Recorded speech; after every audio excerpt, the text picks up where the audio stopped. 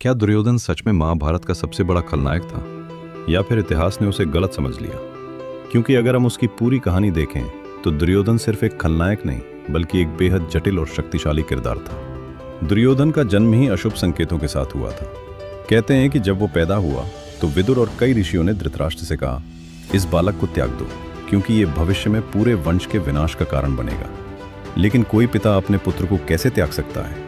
धृतराष्ट्र ने ऐसा नहीं किया और यहीं से शुरू हुई दुर्योधन की कहानी। दुर्योधन में कई बुराइयां थीं, लेकिन कुछ ऐसी बातें भी थीं जो उसे अलग बनाती हैं। जब पूरी दुनिया कर्ण को सूत पुत्र कहकर अपमानित कर रही थी, तब दुर्योधन ही था जिसने उसे अंग देश का राजा बना दिया। उसने कर्ण की दोस्ती जीवन भर निभाई और कर्ण भी अंत तक उसके साथ खड़ा रहा। लेकिन दुर्योधन की सबसे बड़ी कमजोरी थी उसका अहंकार और ईर्ष्या। पांडवों के प्रति उसकी जलन इतनी बढ़ गई कि उसने लाक्षागृह, जुए का खेल और द्रौपदी के अपमान जैसे अधर्म किए, और यही अधर्म आखिरकार उसके पतन का कारण बना।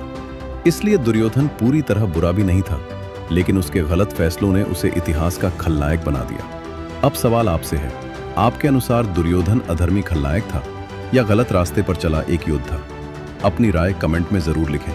ऐसी ही रोचक महाभारत की कहानियों के लिए लाइक, शेयर और सब्सक्राइब जरूर करें मिथ एस्त्रा चैनल।